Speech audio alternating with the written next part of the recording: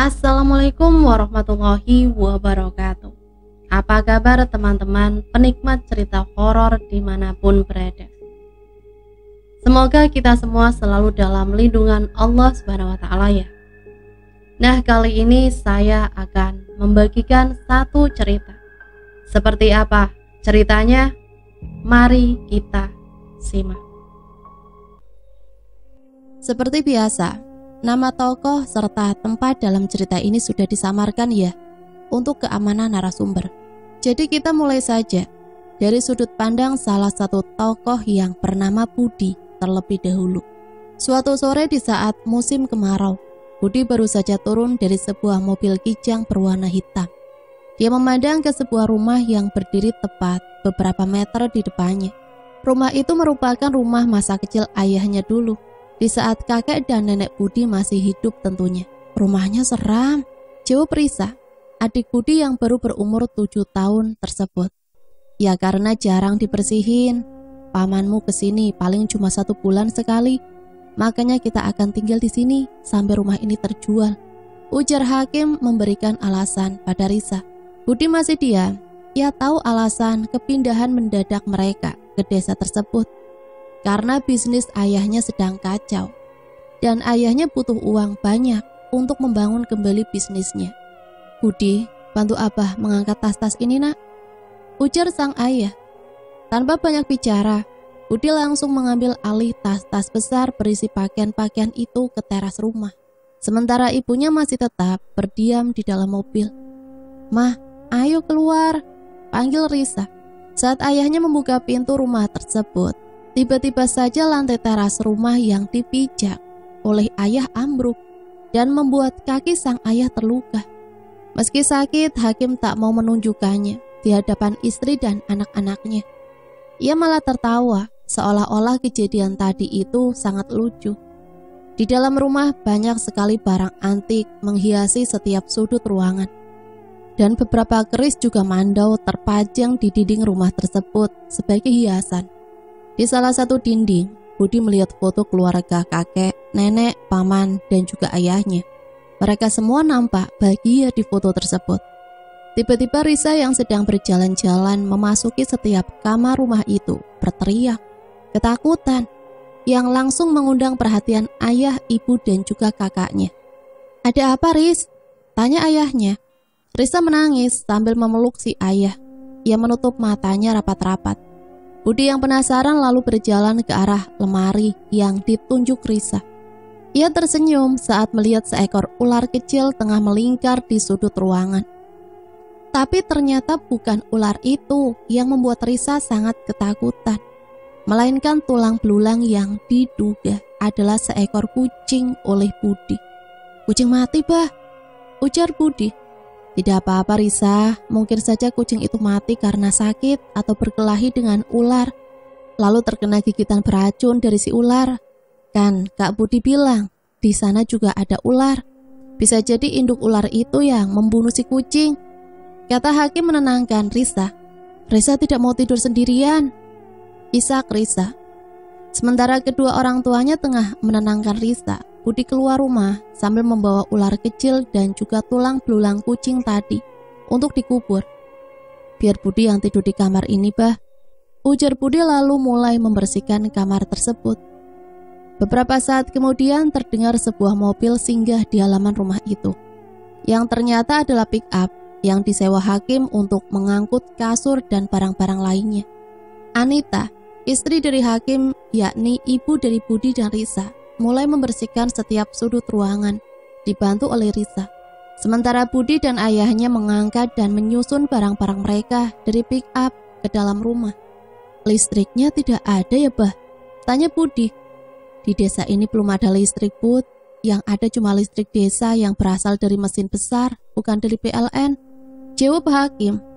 Besok kita beli aki yang besar. Katanya pamanmu akan mengantarkan tenaga surya untuk tenaga listrik kita di sini. Jadi tidak terlalu memakan banyak biaya, seperti harus membeli bensin dan oli campur, lanjut Hakim. Budi mengangguk. Ia melihat HP-nya yang masih tersisa sedikit baterai. Malam harinya mereka nampak sedang makan malam di sebuah meja bundar di dapur rumah tersebut. Sesekali mereka nampak tertawa dan bercanda. Suasana kembali hangat seperti dulu. Setelah menidurkan Risa, Anita memeluk suaminya yang sedang merapikan sebuah catatan. Aku yakin kita akan bisa melewati ini semua, bisik Anita hangat sambil mengecup tangan Hakim. Malam terasa berlalu dengan sangat cepat. Hakim membangunkan istri dan juga anak-anaknya untuk sholat subuh bersama. Nanti aja bah, ini kan belum azan, ujar Budi. Hei Budi, lihat jam ini, sudah jam segini, ayo bangun, kata Hakim seraya menarik selimut dari tubuh Budi. Budi mengeliat dan merapikan HP-nya. Ternyata ayahnya benar, mereka sudah hampir terlambat untuk melaksanakan sholat subuh. Lalu Budi bergegas berlari keluar rumah menuju sumur untuk membersihkan diri dan berwudu. Selesai sholat subuh, Anita menyiapkan sarapan untuk suami dan anak-anaknya. Ia menggoreng ikan kaleng yang dicampur dengan mie instan yang sudah ia beli sebelum pindah rumah. Bud, kan masih ada beberapa hari libur. Kamu mau kan temani Abah ke rumah pamanmu untuk mengambil tenaga surya dan ke kota untuk membeli beberapa alat, kata Hakim sambil melirik ke arah Budi yang sedang menyendok nasi ke mulut. Boleh bah, mumpung aku juga ingin membeli sesuatu. Bah, ikut, rengek Risa. Risa di rumah saja sama mama, temani mama beberes. Sekalian nanti ke pasar desa buat beli bahan makanan, ujar Hakim. Tapi Raisa mau ikut Abah. Risa tinggal aja, nanti kakak belikan makanan deh, kata Budi seraya menoel pipi adiknya itu. Tapi janji ya kak, belikan aku permen, coklat dan biskuit. Iya kakak janji, jawab Budi sambil tersenyum. Setelah selesai makan, Budi dan ayahnya langsung bersiap-siap berangkat. Aku dan Budi pergi dulu ya mah, pamit Hakim seraya mencium kening Anita. Hati-hati di jalan ya bah. Hakim mengangguk. Budi cuma tersenyum melihat kedua orang tuanya. Dalam hatinya ia kagum dan bangga dengan ayah dan ibunya. Meskipun mereka sedang berada di masa-masa sulit, tapi keluarga kecil itu tetap akur dan hangat. Mesin mobil telah dinyalakan. Budi dan ayahnya pun perlahan-lahan pergi meninggalkan halaman rumah. Baru beberapa saat melewati pedesaan, Budi heran melihat beberapa warga yang tengah menaruh sesuatu seperti sesajen pada rumah-rumah kecil di pinggir-pinggir jalan. Bah, itu apa? Yang mana? Itu. Jangan ditegur, Put. Itu sudah kebiasaan di sini. Memangnya itu untuk apa? Hakim diam. Sepertinya ia enggan untuk menceritakan semua yang ia tahu pada Budi. Sekitar 2 jam perjalanan mereka akhirnya sampai di rumah si paman. Maaf ya Kim, aku akhir-akhir ini banyak urusan, makanya aku menyuruhmu kemari untuk mengambil tenaga surya dan aki ini. Kalian bawa saja, jangan berpikir yang lain-lain. Maaf aku cuma bisa bantu ini, ujar paman. Ayah tersenyum. Iya tidak apa-apa, ini saja sudah alhamdulillah. Panel surya itu berukuran sangat besar, sehingga tidak bisa dimasukkan ke dalam mobil. Makanya mereka mengikatnya di atas atap mobil. Jauh di rumah, Mama dan Risa sedang melanjutkan beberes rumah, menyikat dan mengepel beberapa bagian lantai yang sulit dibersihkan. Setelah selesai, Risa dan mamanya pun pergi ke pasar. Pasarnya di mana, Ma? Jalan dari tadi kok nggak ketemu-ketemu pasarnya? Celoteh Risa. Maaf Bu, pasar di mana ya? Tanya Anita pada salah satu warga yang sedang beraktivitas di jalan. Pasar sudah lama tidak dibuka, jawab orang itu singkat. Kenapa? Tanya Anita. Sial, sial, sial, teriak si ibu mulai histeris. Lalu dari dalam rumah muncul seorang bapak. Ia berusaha menenangkan si istri. Setelah membawa istrinya masuk, si bapak kembali keluar. Kalian ini orang baru di sini? Tanya si bapak-bapak. Iya pak, baru pindah kemarin. Oh, ini pak, maaf sebelumnya. Saya kan mau ke pasar beli bahan makanan, tapi kata istri bapak tadi pasar sudah tidak dibuka lagi. Jadi kira-kira apakah ada warung atau semacamnya yang menjual bahan makanan? Tanya Anita. Ada. Kalian lurus saja sekitar 1 kilometer belok kiri. Nah di sana ada warung yang menjual makanan, ikan dan sayuran. Jawab si bapak. Baik pak, terima kasih banyak ya pak, kata Anita sembari berlalu pergi. Saat sudah lumayan jauh dari rumah si bapak itu, Risa menoleh ke belakang lagi, dan ternyata si bapak yang tadi masih berdiri dan menatap lekat ke arah mereka. Singkatnya mereka berdua akhirnya sampai juga di sebuah warung yang lumayan besar, menjual beberapa macam alat masak, bahan makanan instan, beserta sayur mayur lengkap dan juga ikan. Orang di warung itu nampak tidak ada ramahnya sama sekali. Selesai berbelanja, mereka kembali berjalan beberapa kilometer untuk sampai ke rumah. Dan sesampainya di rumah, Anita langsung memasak di dapur, sementara Risa bermain di halaman rumah. Semuanya berjalan dengan baik-baik saja. Menjelang siang, Budi dan Hakim baru sampai di rumah. Mereka langsung disuruh makan, dan setelahnya, kedua ayah dan anak tersebut memasang panel surya di atas atap rumah mereka. Dan karena memang matahari masih ada dan cukup panas, jadi hari itu juga aki besar itu langsung bisa disetrum. Malam harinya rumah mereka sudah mempunyai listrik sendiri.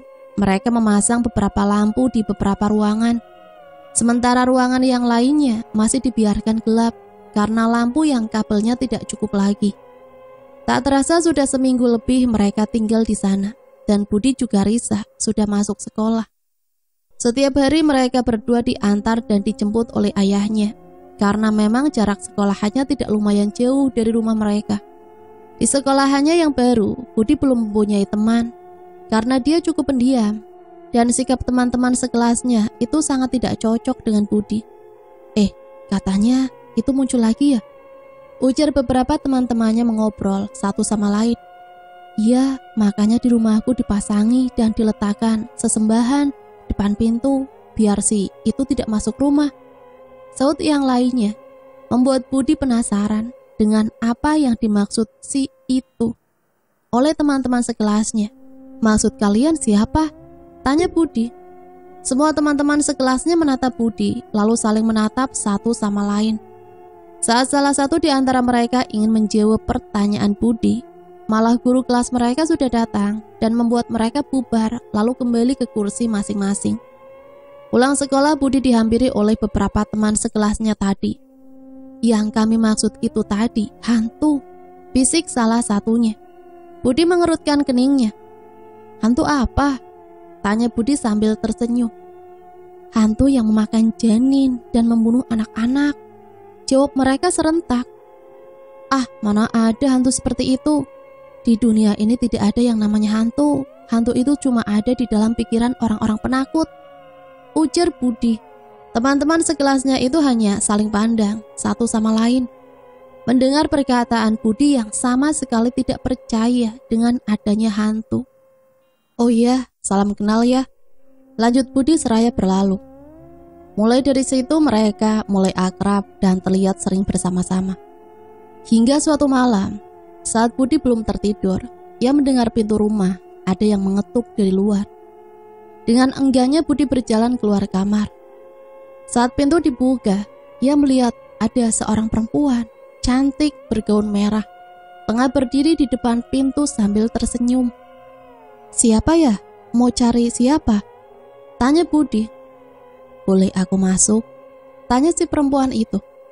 Maaf, tapi orang tuaku sedang tidur. Aku tidak berani mengajakmu masuk, jawab Budi. Perempuan tersebut tersenyum lagi. Budi benar-benar tak bisa berpaling dari wajah cantiknya si perempuan yang sedang berdiri di hadapannya itu. Tanpa tahu siapa dan entah kenapa, ia menarik tangan Budi dan mengajak Budi untuk masuk ke dalam rumah. Setelah di dalam rumah, perempuan itu langsung mendaratkan ciuman di pipi Budi. Seketika rasa aneh menjalar di seluruh tubuhnya. Budi memejamkan mata saat tangan si perempuan itu mulai turun. Namun tiba-tiba, sebuah suara mengagetkan Budi. Budi, Bud, kenapa malah tidur di sini? Pintu rumah juga dibuka. Untung apa bangun, ujar Hakim. Budi bangun, ia kaget dan merasa aneh dengan perginya perempuan tadi. Padahal jelas-jelas Budi tidak tidur sama sekali. Lalu dengan pikiran yang masih kemana-mana, Budi beranjak bangun dan berjalan pelan masuk ke dalam kamarnya. Sampai pagi harinya, saat bersekolah, Budi tetap diam. Bahkan ia sampai kena tegur guru gara-gara tidak mendengarkan penjelasan guru di tengah jam pelajaran. Hal itu berlanjut sampai istirahat. Ia duduk di depan kelas sambil terus memikirkan kejadian tadi malam. Hingga Nodit dan teman-teman lainnya mendekati Budi. "Kamu kenapa, Put?" tanya Remon. "Kalau ku ceritakan, apa kalian akan percaya?" ujar Budi balik bertanya. "Iya, ceritakan aja. Kami semua siap mendengarkan. Dan kalau masalahmu rumit, kami akan membantu memecahkannya bersama-sama," jawab Angga. Budi menghela nafas panjang sebelum memulai ceritanya. "Tadi malam ada yang mengetuk pintu, lalu aku buka. Ternyata ada perempuan cantik. Dia memintaku untuk masuk ke dalam rumah. Tapi karena abah dan mamaku sudah tidur, jadi aku tidak berani menyuruhnya masuk. Tapi semua itu berubah ketika ia menyentuh tanganku dan menarikku keluar. Lalu ia masuk ke dalam rumah dengan masih memegangi tanganku dan menarikku masuk. Lalu ia melakukan hal dewasa terhadapku. Tapi anehnya, saat aku memejamkan mata untuk beberapa saat, aku mendengar ayahku membangunkan aku. Padahal saat itu aku tidak tidur." Cerita Budi yang langsung membuat teman-temannya melongo. "Jangan-jangan itu," ujar Nodit. "Itu apa?" tanya Budi. "Kamu memasuki masa-masa subur." "Uber, Dodit," ujar teman-temannya. "Ah, kalau itu aku sudah," jawab Budi. "Oh iya, Bud, gimana kalau kita ke rumah kakekku? Dia tuh dukun di daerah sini," usul Angga yang langsung ditolak oleh Budi. Setelah pulang sekolah, Budi lama menunggu kedatangan ayahnya. Namun tidak seperti biasa. Ayahnya tidak datang-datang sampai jam menunjukkan pukul 3 sore. Budi mulai resah, sudah menunggu selama itu. Tiba-tiba dari arah lain ada Nodit yang sedang mengayuh sepedanya menuju ke arah Budi. "Loh, masih belum pulang, Bud?" tanya Nodit. "Tunggu abahku, tapi belum datang-datang." "Kalau kamu ngapain kesini?" "Aku mau antar makanan ini buat penjaga sekolah," jawab Nodit, seraya memperlihatkan rantang yang ia bawa. "Nanti pulang antar aku ya, Dit," kata Budi. Nodit mengangguk, lalu mengajak Budi kembali masuk ke halaman sekolah. Setelah selesai mengantar makanan, Nodit mengantar Budi pulang dengan menggunakan sepedanya. Jalanan menuju ke rumah Budi memanglah sangat sepi, hanya ada hutan kiri dan kanan jalan. "Berani pulang sendiri, Dit?" "Tenang aja, nanti aku minta ayahku mengantarkanmu," ujar Budi. Setibanya di rumah, terlihat ibunya Budi tengah menangis duduk di tangga teras. Jantung Budi semakin berdegup kencang saat melihat ibunya. "Mah, kenapa?" "Adikmu," jawab ibunya menangis, seakan tidak mampu melanjutkan ucapannya. Risa kenapa, Mah? Sakit?" Belum lagi sempat dijawab oleh ibunya, tiba-tiba terdengar suara ayahnya yang datang bersama beberapa orang warga. "Kami sudah cari di beberapa tempat, Bu, tapi tidak ditemukan tanda-tanda keberadaan anak ibu," ujar salah satu warga. Dek, lutut Budi langsung lemas. Ia terduduk diam. "Kamu anaknya Ijul kan? Pasti tahu kakek Cana kan? Coba kamu panggilkan kakek Cana kemari. Katakan padanya ada anak hilang lagi," ujar salah satu warga menyuruh Nodit. Nodit terdiam. Ia takut jika harus pulang sendiri, apalagi sudah sesore itu. Ia menatap Budi, namun Budi masih menunduk dan tidak sedikit pun menoleh ke arah Nodit. Lalu Nodit pun mengayuh sepedanya dengan kecepatan tinggi. Namun anehnya, sampai malam tiba, kakek Cana tidak juga datang. Orang-orang mengira bahwa Nodit pasti lupa menyampaikan pesan pada kakek Cana. "Memangnya kenapa sampai Risa bisa hilang?"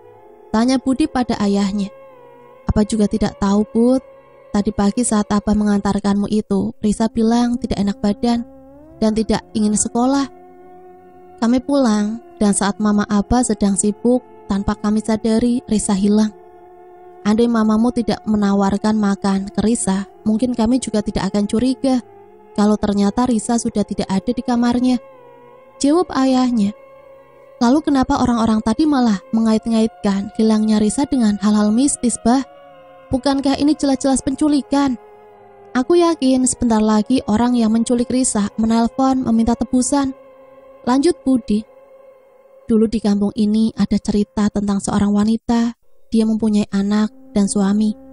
Awalnya mereka hidup bahagia, hingga suatu hari kelakuan si perempuan itu ketahuan oleh suaminya.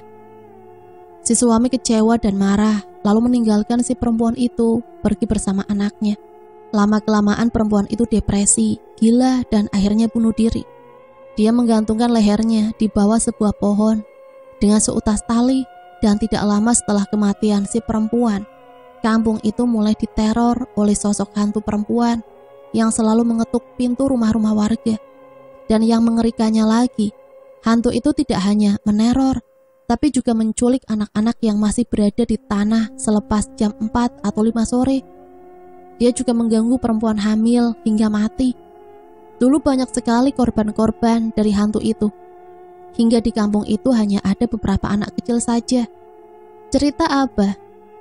Budi terdiam, pikirannya kembali ke kejadian tadi malam. Tapi ia terlalu takut untuk menceritakan pada sang ayah. Keesokan harinya, Ibu Budi masih terus saja menangis di teras rumah. Sementara ayahnya masih berusaha mencari-cari keberadaan Risa di sekitar rumah, hingga ke dalam hutan. Budi yang hari itu tidak sekolah mulai memasak makanan di dapur, hingga terdengar beberapa teman-temannya datang dan memanggil namanya. Budi bergegas keluar rumah. Di sana ia melihat teman-temannya dengan mata yang sembab. Nodit hilang, Put, ujar Angga. Apa? Hilang? Hilang gimana? Tanya Budi tak mengerti. Nodit diculik hantu, jawab teman-temannya serempak. Budi terduduk, lemas. Ada apa ini? Apakah cerita yang didongengkan ayahnya tadi malam adalah nyata? Beberapa pertanyaan bergelut di benaknya. Terakhir kali Pak penjaga sekolah bilang kalau Nodit bersama kamu, Put. Mungkin sebentar lagi orang tua Nodit akan kemari menanyaimu, ujar Angga lagi. Dan ternyata benar, ayahnya Nodit terlihat memasuki halaman rumah Budi. Tanpa basa-basi, lelaki bertubuh kekar dengan tato naga di lengannya itu menghampiri Budi dan teman-temannya, dan langsung menanyai Budi keberadaan anaknya. Di mana Dodit? Tanya lelaki itu kasar sambil menarik baju Budi. Saya tidak tahu, Pak, sumpah.